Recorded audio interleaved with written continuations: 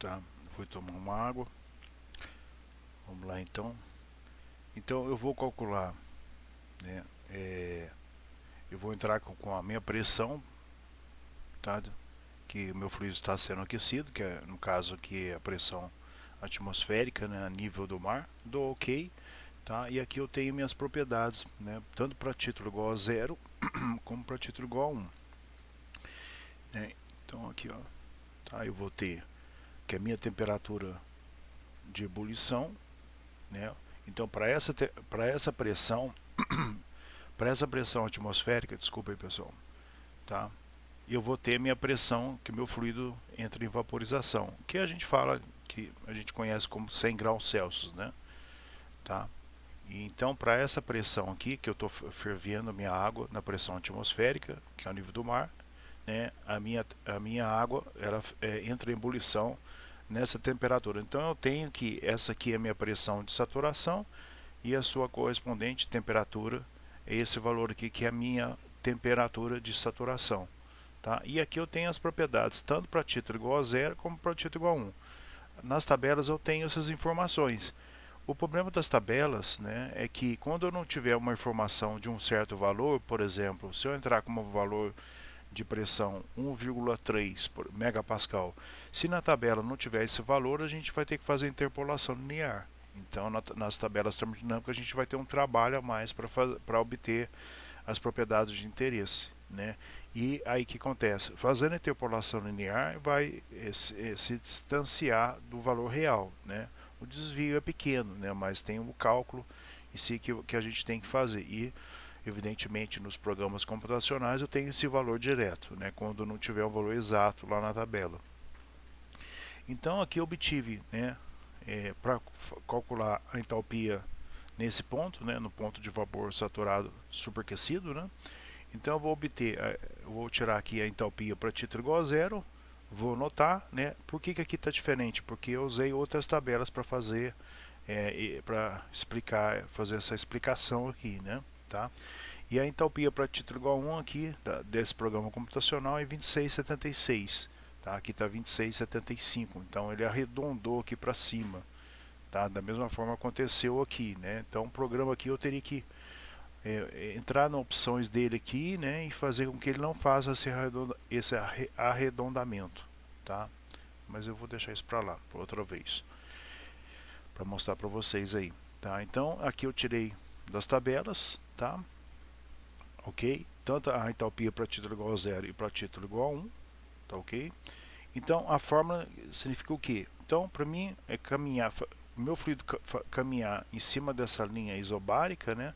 Eu vou calcular a entalpia como sendo a entalpia, né, do meu fluido para título igual a 0, né, que é a entalpia para líquido saturado, mais a diferença de entalpia, né, esse HGF, né, ou pode ser HFG, dependendo do livro, né, é a diferença da entalpia para título igual a 1 menos entalpia para título igual a 0. Então é esse menos esse. Eu coloco aqui.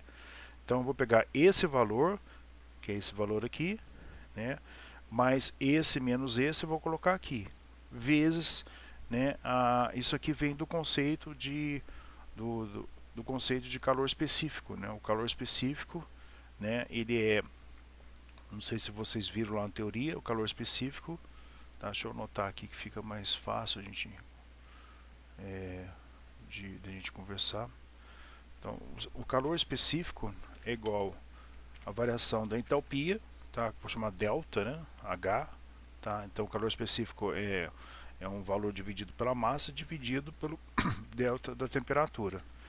Sempre a temperatura eu uso letra maiúscula e quando é tempo, né, eu uso a letra minúscula para tempo. Tá? Inclusive os livros adotam, a maioria dos livros adotam esse valor, com exceção desse livro aqui que ele adotou o T minúsculo como se fosse temperatura, né? Os programas computacionais também que fazem simulação numérica, né, utilizam essa nomenclatura, tá? Tá ok? Então, se vocês forem olhar aqui, né, deixa eu só botar uma setinha. Opa, errei aqui. Ver se eu consigo girar ela. Aqui, tá? Salvar. Então,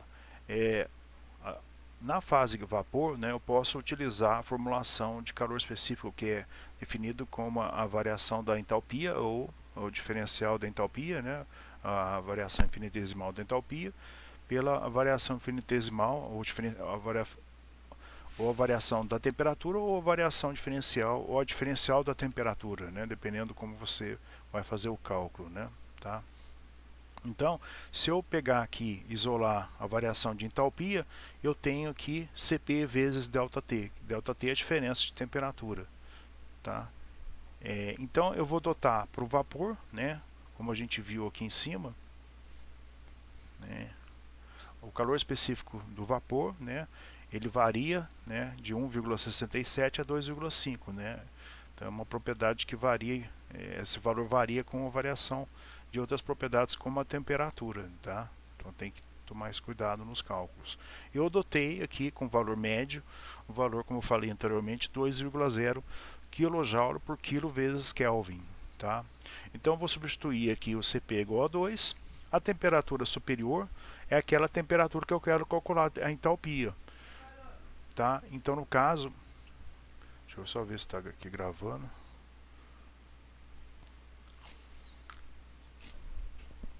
Pessoal, vamos continuar aqui, eu tive que atender a porta.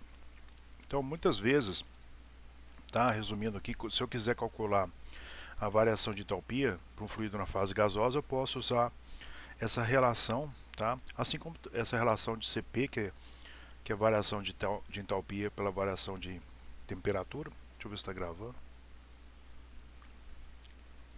Tá? E também eu posso, né, exercícios mais para frente, eu posso também, né, considerar, né, na fase gasosa, também usar relações de PV igual a MRT de gás perfeito, né, para calcular algumas propriedades como a pressão ou até mesmo o valor da temperatura em conjunto com essa relação, né, de Cp, né, essa relação de entalpia pela temperatura. Tá? Então a temperatura superior aqui, eu vou substituir o seu valor, que é referente a esse ponto, que é 300 graus Celsius, menos a temperatura, tá, de ebulição, que é 99,9743, que no programa, né, o valor estava como 99,9, né, tá? Então, fazendo os cálculos, eu vou chegar, né, o valor próximo da tabela, né, ou aqui no programa computacional. Então, se eu pegar, colocar aqui em propriedades gerais, né, o fluido é a água, tá?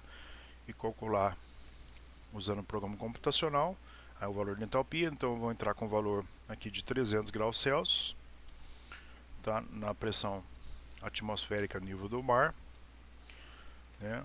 É igual a 0,10 132, né? Deixa eu ver se é isso mesmo. É 10,132, né? Ele corta a última, ele só usa 4 casas aqui, tá? E aqui eu vou ter o valor da entalpia, né? Nessa coluna aqui, ó, que é 30, ele arredondou, né? 3.074 kJ por quilo, né? E aqui pela fórmula, né? Como eu tenho essa aproximação do calor específico, que eu usei 2, deu 3.075,58 kJ por quilo. Tá? Então é uma maneira de se calcular a entalpia. Ele chama de SUP aqui, que é de vapor superaquecido, tá? Ok. Então, voltando aqui na explicação, né, eu abri aqui, fiz uma anotação aqui, né, considerando, né, o Cp, que é a variação de entalpia pela variação da temperatura, tá? Então, T sup, né, é a temperatura do vapor superaquecido, T a temperatura de saturação, que nesse caso é para pressão constante, né, que no caso seria a temperatura de saturação, que no caso é 99,99 Celsius ou 100 graus Celsius, né.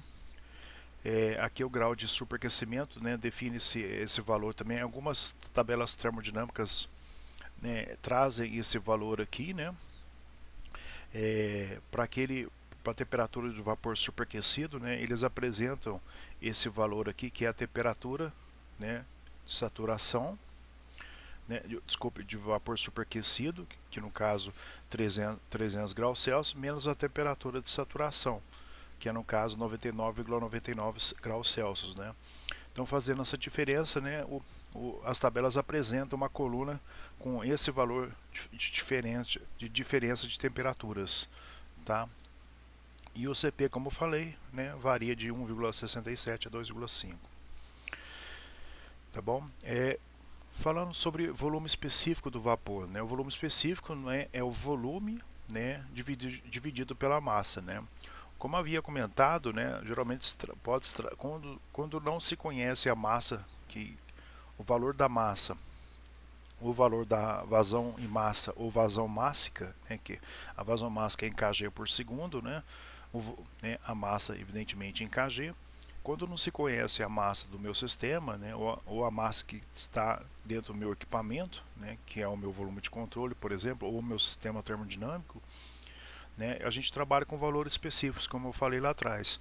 Então, os valores específicos, as grandezas com valores específicos, né, são, né, representadas por letras minúsculas, exceto que esse livro aqui que apresenta o T minúsculo para a temperatura, né, geralmente, como eu falei, a gente usa T maiúsculo para a temperatura, né, e o volume específico, então a gente usa o valor específico como volume específico propriamente dito, né. E o volume específico, né, se eu fazer o inverso dele, eu tenho o valor da massa específica, né. Então, se eu fizer também o inverso do valor da massa específica do meu fluido, né, eu tenho o valor do volume específico. As tabelas termodinâmicas, geralmente, elas apresentam o valor do volume específico, tá, que está nessa coluna aqui, ó, tá, volume específico, no caso aqui é 2,604 metro cúbico por quilo, tá. Para mim calcular o volume específico, da mesma forma que eu calculei a entalpia na região de líquido mais vapor, tá? Eu vou usar essa formulação aqui, tá? Então, assim como para calcular a entalpia, eu obtive os valores de entalpia das tabelas para título igual a zero, que é o meu HF, para título igual a 1, que é igual ao meu HG, tá? Lembrando que nos livros o F pode parecer de L, de líquido, tá? E o G pode ser, ao invés de utilizar o G, ele pode ser utilizado o V, de violão, tá ok? Para representar vapor, tá? Eu vou calcular também meu volume específico na região de vapor úmido, tá? Então, da mesma forma, né, o volume específico vai ser igual, né, o meu título vezes o volume específico para título igual a 1, tá? Mais 1 menos x vezes o volume específico para título igual a zero, que é o VF, tá? Ou VL de líquido, tá? Aqui ele fala que o volume específico para fluido, tá, é muito pequeno quando comparado com o volume específico para vapor, tá? Então ele fala que pode ser essa parte aqui, ela pode ser rejeitada nos cálculos do volume específico, tá? Não há necessidade de fazer isso, mas caso queira fazer, tá ok, tá bom? E o volume específico para vapor seco, né, é o próprio VG, né? Então eu tiro direto da tabela. Nesse caso aqui, né, eu tenho esse valor aqui, ó, 1,674, né? Tá, eu entrei então com a pressão atmosférica ao nível do mar, tá, que é 0,1013 megapascal, tá? E eu obtive o título o volume específico tanto para título igual a zero, que é esse valor bem pequenininho, que é 0,001043, e para título igual a 1, né, que é 1,674 para essa pressão aqui, tá? No caso, aqui eu fiz uma anotação, né, para a gente poder entender essa representação aqui do como calcular o volume específico para um vapor superaquecido, tá? E lembrando que para essa região aqui de vapor superaquecido não se aplica o cálculo do título, tá? Somente na região de líquido mais vapor. Então eu fiz aqui minha anotação, né? Quando ele fala assim que quando o vapor saturado seco é além de aquecido sob uma pressão constante, não existe aumento no volume com o aumento da temperatura, né? O vapor superaquecido comporta-se como um gás perfeito, como havia mostrado lá atrás, né? Então nessa região aqui, lembrando que eu mostrei lá naquela região de cor rosa, no gráfico temperatura versus volume específico, né? Para valores, né, moderados de pressão, tá? Eu posso ir para valores altos de volume específico ou valores baixos da massa específica, né? Eu posso considerar meu fluido na fase gasosa como um gás perfeito e eu posso utilizar essa relação aqui de pressão vezes volume específico é igual à constante do gás vezes a temperatura. Lembrando que aqui a temperatura é absoluta em Kelvin e a pressão sempre o valor dela é absoluto, tá? Então, de acordo com a lei de Charlie, né, eu tenho aqui o meu volume específico na região de vapor superaquecido, né, é dividido por valor da sua temperatura, que é igual, vai ser igual, né, o seu volume específico para título igual a 1 sobre a temperatura de saturação, tá? Ele que esqueceu de colocar um SAT aqui, tá, ok? Isso aqui também é igual à relação da constante do gás dividido pela sua pressão, tá? Então, se eu quiser, por exemplo, calcular a pressão do meu fluido na fase de vapor superaquecido, eu posso usar essa formulação ou a própria formulação, né, de gás perfeito, né? Então tem que avaliar cada caso, tá? Se eu for calcular o desvio, aqui eu faço um cálculo do desvio, né, utilizando as tabelas e utilizando essa formulação de acordo com a lei de Charlie, né, que é deduzida a partir da equação de gás perfeito, a equação de estado para gás perfeito, ou gás ideal. Tá? E eu obtive aqui um desvio baixo de 1,3%. Né? Então aqui das tabelas de vapor, né, considerando a pressão atmosférica e essa temperatura, né, eu obtive, né, o valor de 2,604 metros cúbicos por quilo. Né? Utilizando essa formulação, né, então o que eu fiz aqui? Né, eu vou isolar aqui o meu volume específico dessa formulação. Então eu vou ter o volume específico, tá? Vou ter aqui, ó, que é o meu volume específico, tá? Deixa eu ver se eu fiz alguma anotação aqui atrás. Acho que eu não cheguei a fazer, não. Não cheguei a fazer, não. Eu fiz aqui mesmo. Ficou muito apertado aqui a anotação, né? Tá? Então vou ver se a gente vai entender aqui, ó. Eu preciso calcular. Para calcular o volume específico, né, na fase de vapor superaquecido, né, usando a lei de Charlie, né, então eu estou considerando o meu vapor superaquecido como um gás ideal, tá? Então eu vou ter que isolar aqui o volume específico sup, né, que eles chamam de superior, né, superaquecido. Eu preciso calcular então a temperatura, né, superaquecido, que no caso é 300, ele forneceu, né, que é 300 Celsius. Eu tenho que passar, esse valor tem que ser na escala absoluta.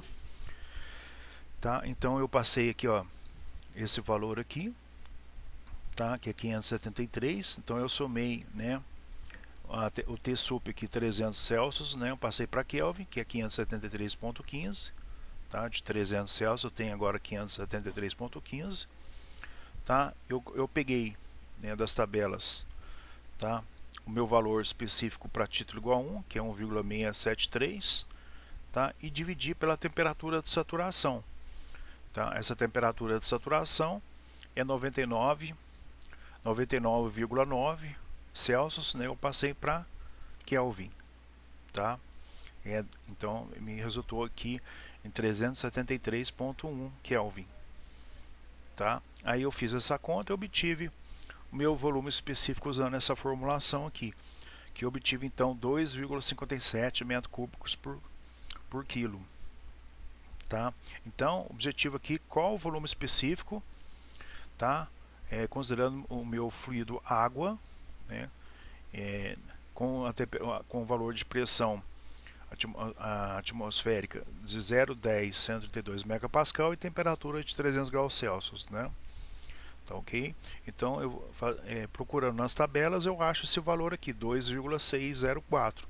E usando essa formulação, como expliquei aqui, né, eu tenho que passar as temperaturas de Celsius para Kelvin, eu tenho que trabalhar com valores na escala Kelvin, e obtenho esse valor aqui, 2,57. Aí eu calculei, né, o desvio, tá, percentual desse valor das tabelas, que são valores experimentais, são valores reais, com relação àquele considerado como se o meu vapor superaquecido fosse um gás perfeito, né? E obtive um desvio aqui de 1,3%. Depois vocês conferem aí. É um detalhe que a formulação de gás perfeito, né, eu sempre vou ter que utilizar, né, valores absolutos para pressão e valor absoluto para a temperatura. Então a temperatura sempre na escala Kelvin, a não ser que seja que eu faça alguma diferença, por exemplo aqui, né, quando eu calculo a diferença, porque a diferença da temperatura em Celsius e em Kelvin é a mesma coisa, né, mas sempre ficar atento de passar os valores de temperatura para a escala Kelvin. E a pressão é sempre na escala absoluta, tá? Então sempre utilizo aqui a minha pressão absoluta. Outra coisa também que é bom falar para vocês, que as tabelas termodinâmicas ela trabalham com valores absolutos de pressão, tá? Então se num determinado exercício ou enunciado fala assim, né, que o fluido está num certo valor submetido a um certo valor de pressão, né, considera-se que aquela pressão é um valor de pressão absoluto, ou a pressão absoluta, né? Ou seja, já ali já é composta pela pressão, já está somada a pressão atmosférica, tá? Por que eu falo isso? Porque quando você vai ler, geralmente os manômetros, né, que medem as pressões que passam, por exemplo, do escoamento de um fluido numa tubulação, esses manômetros fornecem a pressão efetiva ou manométrica e não a pressão absoluta, tá? Então tem que ficar atento sobre isso aí, tá bom? Continuando aqui então, deixa eu só ver se tá ok. Vamos continuar mais um pouquinho. Aqui então, pessoal, eu vou começar a mostrar para vocês um pouco das tabelas termodinâmicas, tá? Aqui então eu tenho o programa computacional, tá? Como eu falei, que eu posso obter todas essas propriedades, tá? Usando, né, um código escrito em uma certa linguagem, né, com essa interface gráfica, né? Esses valores, né, experimentais das propriedades termodinâmicas estão tabeladas, tá? E depois elas serão também apresentadas não só na forma de tabelas, na forma computacional ou na forma de um gráfico de curvas, tá? Que a gente vai ver um pouquinho mais para frente aqui. Elas são representadas pelo diagrama de Mollier, tá? Então, só para o diagrama de Mollier, escrito assim, tá? Mollier, ok? Então aqui nas tabelas, né, eu tenho para me definir um estado termodinâmico de um certo fluido, eu preciso de duas propriedades independentes, tá? No caso, por exemplo, aqui, se eu tenho temperatura e pressão, eu defino o estado que se encontra meu fluido. Nessa tabela aqui, né, o que acontece? Eu conheço, por exemplo, o valor da pressão. É a tabela primeiro que é para água, para o fluido água, né? Existem essas mesmas tabelas para outros tipos de substâncias, tá? Aqui a gente está falando para água. E aqui o que acontece? Eu conheço, por exemplo, o valor da temperatura que se encontra no meu fluido, né? E eu quero obter todas as outras informações. Então aqui, por exemplo, eu conheço a minha entrada é o valor da temperatura do meu fluido, tá? E as saídas são todas as outras propriedades, tá? Então, por exemplo, eu conheço aqui a tabela começa com 0 graus Celsius. Observe-se que aqui, né, que eu não tenho valores para a água, né, de temperatura, considerando ela um estado sólido. Então não interessa para mim trabalhar, obter essas informações, porque o meu fluido vai transportar, como eu falei, energia em estados líquido e vapor, né? Então por isso que a tabela aqui ela começa a partir de 0 graus Celsius, no caso para água. Então para outro tipo de substância, por exemplo, pode ser que essa tabela aqui comece com valores negativos, né, e o meu fluido já se encontra na fase gasosa, por exemplo, tá? Ele tem outro comportamento. Então, por exemplo, eu entro aqui com o valor de temperatura, é o valor que eu conheço, eu vou lá medir e obtenho a pressão atmosférica, a pressão absoluta, aliás, em bar. Algumas tabelas trabalham em bar, outras trabalham, né, em megapascal, outras trabalham em kPascal, né? Então ficar atentos a essa questão da unidade fornecida pela tabela, né? O programa aqui trabalha já, esse programa computacional trabalha com pode ser que ele trabalhe também não só com o sistema internacional, mas aqui a pressão ele trabalha com o valor em megapascal, tá? Então, entrando com a temperatura, por exemplo, de 1 grau Celsius, né, eu vou obter todos os outros valores, tá, na tabela termodinâmica. O que significa isso? Se eu tiver, vamos colocar aqui um valor um pouco mais alto. Por exemplo, se eu tiver o meu fluido na temperatura de 19 graus Celsius, onde estou passando o mouse aqui, significa que a sua pressão de saturação é de 0,02196 bar, né? Ou vice-versa. Por exemplo, se eu tiver meu fluido, tá, nessa pressão, né, submetido a essa pressão absoluta, significa que ele vai evaporizar, entrar em ebulição, mudança de estado, na temperatura de 19 graus Celsius e não 100 graus Celsius, tá? E as outras propriedades, né, que eu tenho aqui na tabela, né, eu vou ter sempre assim, no lado esquerdo aqui, eu vou ter o volume específico para título igual a zero. Então, quando eu tenho meu fluido, né, submetido a essa pressão, né, ele vai ter, na hora que ele, na iminência, antes um pouco de ele começar a mudar de fase, a sua temperatura vai ser de 19 graus Celsius. Quando eu fornecer um pouquinho de calor a esse sistema, né, ele começa a entrar em vaporização, tá? Aí eu calculo o título, desculpem, o volume específico, né, utilizando esses dois valores aqui. Então eu preciso conhecer qual é o meu título, é o título X, que é a massa de vapor pela massa total do meu fluido, né, na fase líquido mais vapor, ou fase bifásica. A mesma coisa acontece com a entalpia e com a entropia, tá? Então eu conhecendo o título, né, eu consigo calcular qual o valor específico que se encontra no meu fluido. Então ele vai ter, por exemplo, se o meu título é 0,5, eu tenho 50% de massa de vapor, 50% de massa em líquido, né, na minha mistura líquido mais vapor. Então, com esses dois valores aqui que eu estou passando o mouse, eu consigo calcular o meu volume específico para título igual a zero, usando aquela formulação que eu mostrei lá atrás. Aqui a mesma forma como eu falei para entalpia e para entropia. Observe que aqui nessa coluna, esse aqui é o nosso calor latente de vaporização. Ele já mostra esse valor aqui, que é a diferença desse menos esse daqui. Então, se eu pegar esse valor e subtrair desse, eu tenho esse daqui, que é o meu calor latente de vaporização, que é o Hg menos Hf, tá? Tá bom? Aqui ele continua mostrando outros valores, né? Para, por exemplo, aqui começa em temperatura igual a 20 graus Celsius, é a mesma coisa, né?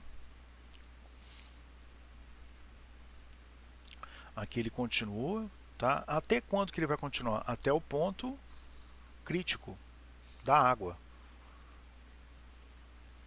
Aqui a conversão eu coloquei aqui, 1 bar significa que é igual a 100.000 Pascal, né? Pascal é Newton dividido por metro quadrado, né? Ou só multiplicar, para me passar essa pressão para Pascal, é só multiplicar esse valor aqui por 10 à quinta, tá? Aqui eu tenho, né, a condição, né, da pressão, a pressão absoluta aqui é igual o valor da pressão atmosférica, né, que a gente, ao nível do mar. Então, ao nível do mar, a minha água vai entrar em ebulição em aproximadamente 100 graus Celsius, 99,99 graus Celsius. Então aqui eu tenho também, da mesma forma, as outras propriedades, volume específico, entalpia específica, entropia. É uma coisa interessante aqui, que tomar cuidado, que eu já falei lá atrás, deixa eu voltar aqui, tanto a entalpia como a entropia, né, elas são fornecidas em kJ por quilo, né. Vou voltar aqui, ó.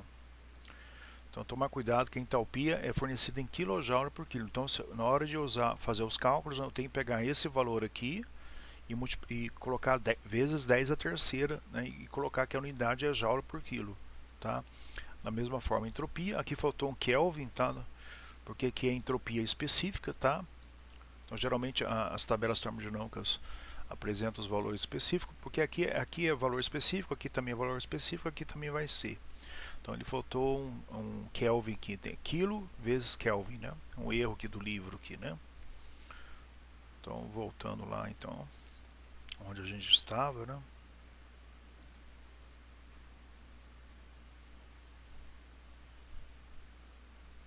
Vou mostrar ali até onde que os dados são apresentados para a água, tá? Então aqui eu continuo na tabela onde eu conheço o valor da temperatura, né? Então a entrada é temperatura e o resto eu obtenho, né? Essa eu posso utilizar ela, né, para a região bifásica, né? Para calcular as propriedades na região bifásica. Então continuo, né, ainda nas tabelas da água. E aqui eu obtenho o valor máximo que a tabela apresenta, né? Que é para a água, que é a temperatura crítica, né, o ponto crítico, e a pressão do ponto crítico, né? Então, para a água a gente mostrou lá atrás é 374,15 graus Celsius e a pressão do ponto crítico é 221,2 bar, ou passando de bar para megapascal, né? É 22,12 megapascal. Lembrando que o M de Maria aqui é o índice 10 a sexta, tá? Aqui já faço o inverso, né? Então lembrando que aqui a entrada é temperatura, agora essa tabela aqui continua a tabela da água para a região, se eu quiser calcular as propriedades da região de líquido mais vapor, só que agora a entrada é a pressão absoluta e não mais a temperatura. Então, supondo que eu conheço, né, no enunciado de exercício fala, o valor da pressão é tal para a água, né? Então eu vou usar essa tabela aqui, não essa anterior aqui, tá? Da mesma forma que, por exemplo, para pressão atmosférica, tá, ao nível do mar, eu vou adiantar aqui.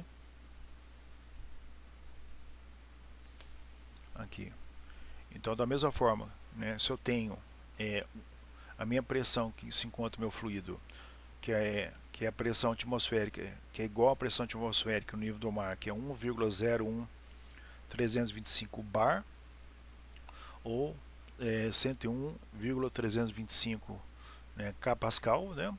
Eu vou ter que minha temperatura, que o meu fluido vai entrar em ebulição, né, é 100 graus Celsius. Ou seja, esse par aqui, que a gente chama de, essa aqui é a minha pressão de saturação, e essa aqui é a minha temperatura de saturação, tá? Então aqui são as propriedades, né, que a gente vai utilizar se o meu fluido encontrar com esses dois valores de pressão e temperatura. Então, sabendo, como eu falei, sabendo esses dois valores, né, que são duas propriedades independentes, eu defino o estado do meu fluido, tá? Agora, e a questão, e a região de vapor superaquecido? Como que eu faço? Então aqui ele vai, essa tabela continua, né, com a entrada de pressão até o valor da pressão crítica para a água, tá? Mas aí, como eu perguntei, e a questão, e as propriedades para a região gasosa da água, para a região de vapor superaquecido, onde estão? Vão estar aqui para frente. Acredito que sim, né? Então eu estou continuando com a entrada de pressão, né? Ele vai aqui até mostrar as propriedades até a pressão crítica da água. Aqui ele termina, né? Então aqui são novamente os valores críticos, né? Entrada de pressão, né? Acima desses eu notei que não há distinção das fases líquidas e vapor, né? Então a gente viu lá também uma condição, né, que eu mostrei lá na página 187 desse livro, né? Se eu tiver o meu fluido na temperatura abaixo da temperatura crítica, mas acima da pressão crítica, eu tenho, ele chama líquido comprimido. Mas se ele tiver o meu fluido acima, né, se ele se encontrar com uma temperatura acima dessa temperatura crítica aqui, que é 374,15 graus Celsius, e a sua pressão for maior que a pressão crítica, que é esse valor aqui, 221,2 bar, eu falo que o meu fluido é um vapor superaquecido, tá? Bom, e aqui para a região tá, pessoal, de vapor superaquecido. Então eu tenho também uma tabela com essas propriedades, tá? Aqui no programa, tá? Eu vou vir aqui colocar a água, que eu estou trabalhando com a água, tá? E vou deixar aqui, né, em propriedades gerais e vou dar calcular. Então, de acordo com os valores que eu entrar aqui, por exemplo, eu posso entrar em vários tipos, com várias dobradinhas de propriedades que vão definir meu estado, tá? Se eu conhecer a temperatura e pressão, eu deixo clicado aqui como padrão, default. Ah, não, eu conheço, né? Foi fornecido lá, ou eu medi lá no meu equipamento, a temperatura ou o volume específico. Então eu vou entrar com esses valores aqui e conhecer as outras propriedades. Ah, não, Rogério, eu tenho que, né, eu conheço, só tem duas informações do meu estado, do meu fluido, né, a sua temperatura e o título. Tá? Então eu vou entrar com o valor da sua temperatura e o título. Né? Vamos supor, eu digito aqui 0,5, tá? Não é em porcentagem, então ok, ele vai me dar aqui as propriedades, né? Para aquela condição que eu entrei, temperatura igual a 300 graus Celsius, o título igual a 0,5, né? Ele vai falar que é uma mistura de líquido mais vapor. Então eu estou na região bifásica, estou nesse ponto aqui que eu estou passando o mouse, no gráfico temperatura pela entropia. Tá? Então ele vai me dar as propriedades de volume específico, né? Energia interna, entalpia específica e entropia específica, tá? Então eu não preciso, usando o programa computacional, opa, que legal, eu não preciso fazer nenhum cálculo de interpolação linear. Vamos supor que na tabela, por exemplo, nesse caso aqui, né, se eu tiver que saber, né, nessa tabela anterior, se eu for, por exemplo, entrar aqui nessa tabela, né, por exemplo, a temperatura da água a 202 graus Celsius, né? Pronto, eu não tenho essa informação aqui nessa tabela desse livro aqui, né? Então eu vou ter que fazer uma interpolação linear, que a gente vai mostrar ali para frente como é que faz isso, tá? É como se fosse uma relação, uma regra de 3, tá? Então eu considero que daqui para cá todos os valores variam linearmente, tá? Então se eu tiver aqui, eu quero saber as propriedades sem usar um programa computacional, né, da temperatura da água a 202 graus Celsius, nessa tabela não tem, só tem 200 e 205. Tá? Então eu vou ter que fazer uma interpolação. Se eu quiser, por exemplo, saber a pressão para 202 graus Celsius, eu tenho que fazer uma interpolação. Eu quero saber o volume específico. Né? Se eu quiser saber o volume específico para título igual a 5, desculpe, para título igual a 0,5 ou 50%, eu vou ter que fazer uma interpolação aqui e outra aqui também, né? Para obter esse valor intermediário aqui, por exemplo, para temperatura igual a 202 graus Celsius. Então eu vou ter cálculos a mais para poder fazer aí, tá? E a gente vai mostrar uma hora, eu vou mostrar para vocês como é que faz esse cálculo da interpolação linear, tá bom? Nas próximas aulas aí. Então a vantagem do programa, né? Então o que acontece? Nas provas presenciais a gente não usa programa computador dentro da sala de aula e nem celular. Então a gente trabalha, né, com as tabelas impressas, né? Então eu preciso fazer essas interpolações para obter as propriedades de interesse. Né? Numa prova nesse esquema que a gente está fazendo, né, a gente pode usar os programas sem problema, a não ser que eu peça que vocês façam a interpolação e apresente o desenvolvimento da interpolação linear e na prova, tá? Mas a gente vai explicar como é que vocês vão fazer isso aí. Bom, deixa eu ver como é que está a gravação aqui. Tá, a gente já vai terminar, tá, pessoal, para não ficar muito extensa a aula. Então aqui deixa eu voltar aqui. Bom, então eu quero saber agora, eu procurei saber aqui, né, as minhas propriedades da água para líquido comprimido, né, essas propriedades, a variação das propriedades na fase líquida, na fase líquida as propriedades variam muito pouco. Então por isso que a gente encontra mais as propriedades para a região bifásica, líquido mais vapor, e para a região de vapor superaquecido. Tá? Agora aqui nessa tabela, né, apresentada aqui nesse livro, tá? Eu vou encontrar o volume específico, tá? Então cada livro vai ter a sua particularidade, tá bom? Então deixa eu ver aqui como é que está aqui no livro, né, do Moran Shapiro aqui. Vamos ver se ele tem aqui. Eu acho que eu não escaneei. Não escaneei ele aqui, tá? Então acho que eu vou achar aqui, quer ver? Vamos ver se eu acho aqui, pessoal. Nas outras tabelas minhas, vou dar só uma pausa no vídeo aqui. Continuando aí, então abri aqui uma outra tabela. Eu acho que essa tabela aqui é do Moura Shapiro, uma edição mais antiga, né? Então, depois eu também vou enviar isso aqui para vocês, tá? Aqui eu tenho então as propriedades da água saturada, né? Onde eu mostrei nesse livro aqui, né? As entradas, né? Eu tenho a entrada de pressão, de temperatura, depois eu tenho entrada de pressão, né? As propriedades do vapor superaquecido, né? E aqui eu tenho a fase líquida comprimida, né? Significa que é a água que está numa pressão abaixo da sua pressão de saturação, né?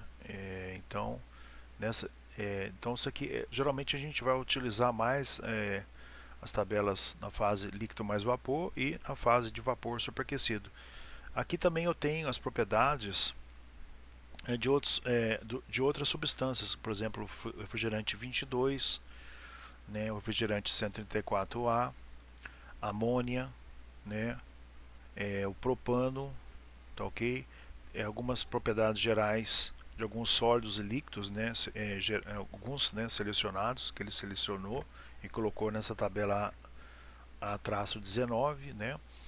Calores específicos CP, né, ou CV, de alguns gases que são considerados gases ideais para alguns gases úteis, né, os usuais, né, que são utilizados nos cálculos termodinâmicos, né? A variação do CP com a temperatura para gases selecionados, gases ideais, né? As propriedades do ar, né? O ar é composto por várias outras substâncias, né? Mas é considerado uma substância pura, única, né? Então as propriedades do ar como gás ideal e por aí vai. Então essa tabela aqui, né, tem um formato um pouco diferente, né? E eu utilizei bastante também nas minhas aulas, né? Então aqui fala os valores da temperatura crítica, né? Por exemplo, da água que a gente viu, né? Então aqui está, né, nessa linha aqui, ó, a temperatura crítica, né, em Kelvin, que está em Kelvin, e a pressão em bar que eu acabei de mostrar nessa outra tabela aqui, né? Aqui eu estou com a temperatura crítica da água, né, em bar, 221,2, tá? Aqui está mostrando 220,9 em bar, né?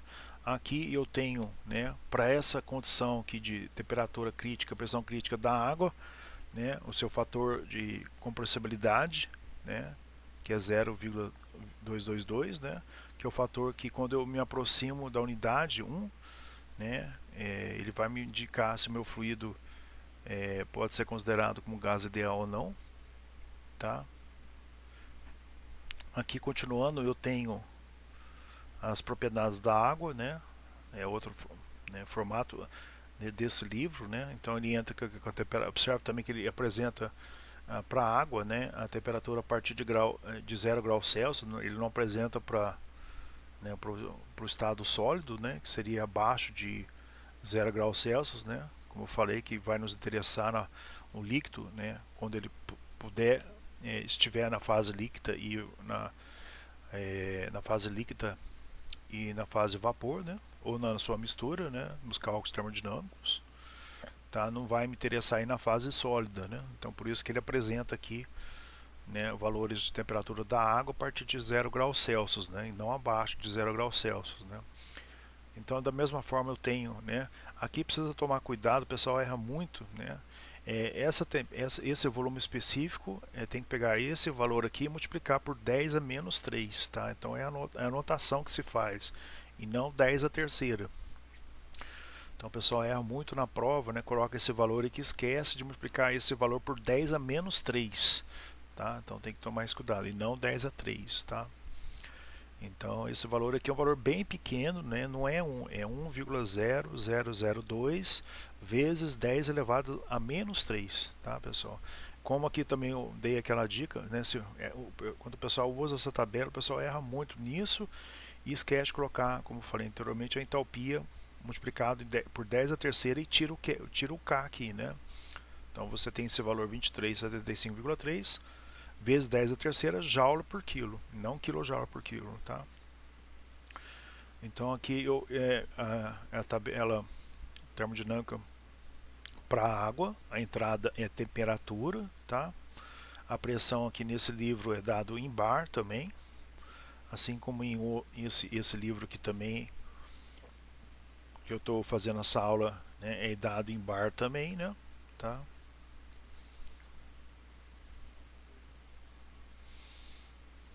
Aqui eu continuo, né? Novamente agora nessa tabela, né? A entrada é pressão, né, em bar e não mais temperatura, né? Como eu mostrei na tabela anterior, tá? Ele vai até é uma tabela mais resumida, né? Ele vai a pressão até a pressão crítica, o valor da pressão crítica 220,9 e a temperatura crítica para a água 374,1 graus Celsius, né? Depois aqui, né, ele entra para as propriedades da água, tá, na fase de vapor superaquecido, né? Então eu por exemplo, se a minha água estiver nesse valor de pressão, né, e eu conhecer a temperatura, por exemplo, se ela for 80 graus Celsius, né, então aqui eu tiro as propriedades de volume específico, tá? Aqui não multiplica por 10 a menos 3, tá? Energia interna específica, entalpia específica, que é em kJ por quilo, e entropia específica, né? Tá? O único problema dessa tabela aqui que o pessoal, né, na prova, por exemplo, se eu entrar com valor de pressão, por exemplo, esse valor mesmo de pressão aqui, 0,006 megapascal. Se a temperatura aqui for, por exemplo, 100 graus Celsius, eu tenho que fazer interpolação linear. Se eu pedir na prova, ela calcule o volume específico, entalpia, a energia interna específica, a entalpia específica e entropia específica, eu tenho que fazer uma, duas, três, quatro interpolações lineares, se eu for usar essa tabela aqui, tá? Se eu tiver um valor intermediário, por exemplo, vamos descer aqui, ó, entre essa pressão e essa daqui, aí eu tenho que fazer mais outra interpolação linear, tá? Então eu tenho que interpolar entre essa pressão e essa aqui, vamos supor que o valor seja 0,09 megapascal. Né? Então eu não tenho nessa tabela os dados para essa pressão de 0,09 megapascal. Aí eu tenho que interpolar, fazer mais uma interpolação relacionando a variável pressão. Tá? Então, e aí o que acontece? Aí eu vou ter um distanciamento em relação aos dados, por exemplo, quando eu utilizo um programa computacional que contém as propriedades termodinâmicas, porque lá eu vou ter os valores reais, que são valores experimentais. Aqui eu vou estar fazendo uma interpolação, né? Então eu vou ter valores aproximados, né? Aqui continuo, né, com as propriedades da água na fase de vapor superaquecido, tá? As temperaturas, as pressões vão aumentando até um ponto crítico, tá? Está aumentando, ainda estou na fase de vapor superaquecido, tá?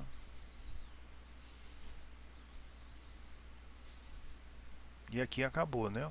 Então acabou aqui. Deixa eu ver se tem mais aqui. Essa aqui é propriedades da água saturada, sólido, líquido, né? Tá? Deixa eu tentar inverter. Não sei se eu consigo inverter aqui, dar um giro nela. Rotate, current page. Aí, tá, consegui. Então aqui eu tenho as propriedades da água, né? Sólido, líquido, né? Tá? Com entrada de temperatura. Não sei se voltou a tabela. Aqui eu já mudo o meu fluido, né? Então aqui eu estou relacionando as propriedades da água, né? Na fase sólida e líquida. Sim, agora que eu vi aqui. Então eu tenho a minha água aqui, né? A valores baixos de temperatura, até menos 40 graus Celsius, não tinha visto isso, né? Tá? E com os seus respectivos valores de pressão de saturação, né? Então pode-se notar que à medida que ocorra, né, a mudança de fase, né, eu mostrei lá atrás que vai ter um aumento do volume específico, tá, a 0 graus Celsius, né? Então volume específico, né, a água é uma substância que se dilata aí durante a solidificação, né? Se expande durante a solidificação. Então aqui nesse livro tem então as propriedades da água na fase sólido-vapor, né, da temperatura da água, tá?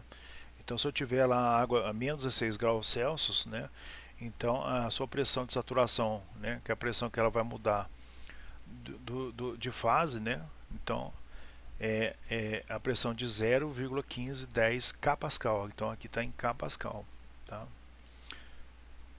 Essa tabela quase a gente nunca cheguei a usar aí nos exercícios propostos, né? Aqui eu já mudo minha substância, tá bom? Aqui eu já tenho as propriedades termodinâmicas, tá, para um fluido refrigerante, que é o fluido do tipo 22, tá? Então observe que essa tabela já começa com valores negativos, né? Então esse fluido refrigerante a gente não tem muita noção, só para quem mexe com ele, qual temperatura que ele se encontra em líquido ou se ele encontra na fase gasosa, né? Então observe que ele começa, essa tabela começa com valores de menos 60 graus Celsius, né? Tá? Então ele tem um comportamento evidentemente diferente do que a água, tá? E por aí vai, tá, pessoal?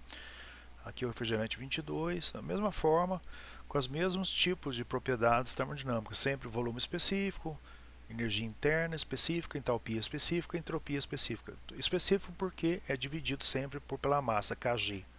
Tá? Isso, né? Então as tabelas, considere que você não conhece a massa do seu sistema. Tá?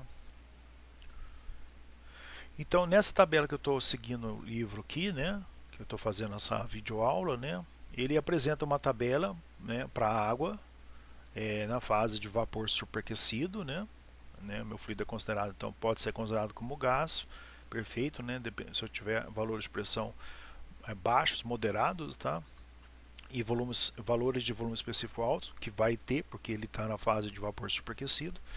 Então, por exemplo, aqui se eu tiver minha pressão absoluta e minha temperatura, né, e se eu souber o valor da temperatura, né, tá, vamos supor, eu estou na pressão de 0,2, a pressão de 0,02 bar, né, a temperatura de saturação vai ser 17,5, né, então nessa pressão, né, o meu fluido vai entrar em ebulição nessa temperatura baixa mesmo, 17,5 Celsius, né.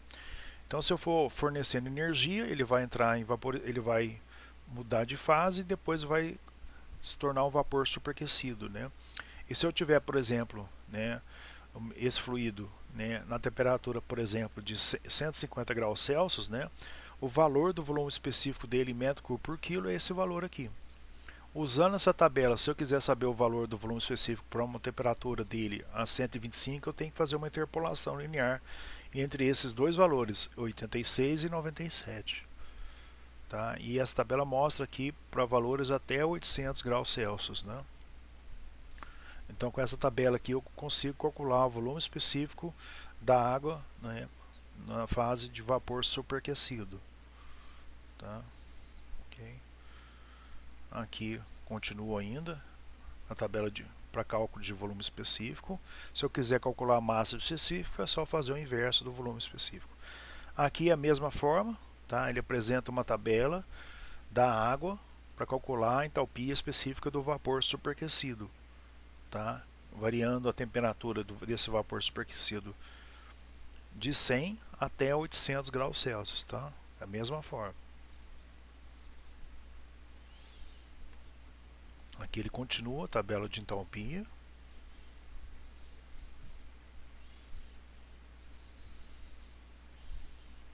Tá? Continua ainda a tabela de entalpia da água para a fase de vapor superaquecido. Agora aqui é a tabela para me calcular a entropia específica da água, né, sendo ela um vapor superaquecido. Da mesma forma, eu entro com eu tenho aqui os valores de pressão, eu entro com o valor de pressão, né, que ela se encontra, né, a minha água. Com isso eu obtenho aqui nessa coluna a sua temperatura de ebulição, que é a sua temperatura de saturação, e de acordo com o valor da sua temperatura eu tiro o valor da entropia específica, tá? Que é kJ por quilo vezes Kelvin, tá? Aqui continua a tabela para calcular o valor da entropia e aqui acaba fim das tabelas de água, tá? Então na próxima aula, pessoal, eu vou parar por aqui para não ficar muito extenso, tá? A próxima aula a gente vai fazer uma breve revisão do que eu falei hoje, né? E continuar nesse item aqui em 7.8.1, né? Que eu acabei de apresentar aqui atrás, né? Ele fala aqui o que foi apresentado aqui atrás, né? E a gente vai falar da entropia do vapor, tá bom? Então encerro aqui a aula do dia 24 de setembro de 2020, quinta-feira, tá? Por enquanto essa aula não tem exercício para entregar, tá? Um abraço a todos aí.